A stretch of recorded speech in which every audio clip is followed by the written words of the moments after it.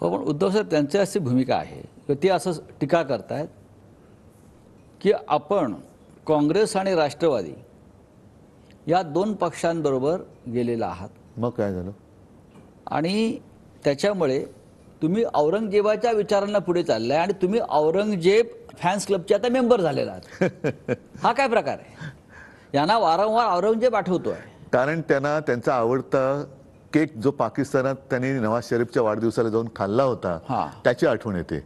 पाकिस्तानात जाऊन बिन बुलाए मेहमान हे पाकिस्तानात जाऊन नवाज शरीफचा केक खाणारी लोक हे मला औरंगजेबाचा फॅन म्हणू शकत नाही. कारण औरंगजेब सुद्धा गुजरातमध्येच जन्मला होता होय. आणि तो जसे हे दिल्लीत गेले तसं औरंगजेब आग्र्यात होता आणि औरंगजेब सुद्धा महाराष्ट्र जिंकण्यासाठी इकडे 27 वर्ष त्यांनी रोड शो वगैरे केले असतील नसतील कल्पना नाही मला, पण जिंकण्यासाठी इकडे 27 वर्ष बसला होता.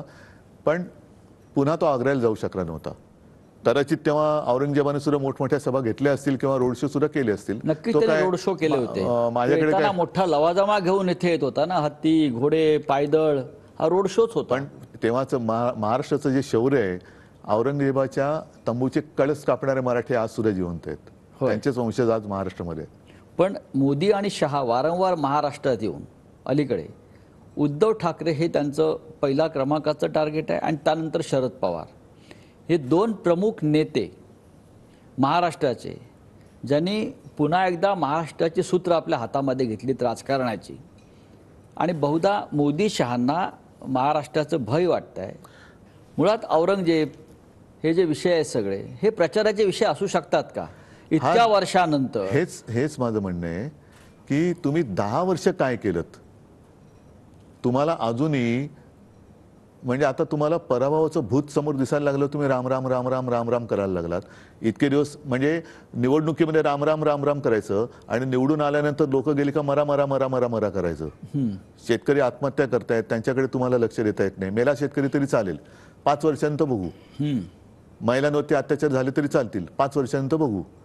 शेतकरी तुम्हीच सांगितलं होतं की आम्ही त्याला हमीभाव देऊ, उत्पन्न दुप्पट करून देऊ, स्वामीनाथन अहवालाप्रमाणे त्याला हमीभाव देऊ. आणि त्याच्यासाठी शेतकरी दिल्लीत यायला निघाले तर तुम्ही त्यांच्यावरती बंदुका रोखता, त्यांच्यावरती अश्रुधूर सोडता. मग रामराम म्हणायला लागणार नाही तर काय म्हणायला लागणार? त्या शेतकऱ्यांना तुम्ही दहशतवादी संबोधलत, अर्बन नक्सल संबोधलत. आणि आत्ता जे परत तिकडे दिल्लीत चाललेले शेतकरी होते त्यांना तर त्यांचे ते कार्यवाह वगैरे काय म्हणतात, दत्तात्रय होसबळे यांनी सांगितले की शेतकऱ्यांचं आंदोलन म्हणजे अराजक आहे. अशी सगळी जी माणसं आहेत. म्हणून निवडणुकीमध्ये रामाचं नाव राम राम राम, आणि जे निवडून देतील पण निवडून दिल्यानंतर ते जेव्हा तुमच्याकडे येतात त्यांना ते म्हणतात मरा मरा मरा मरा.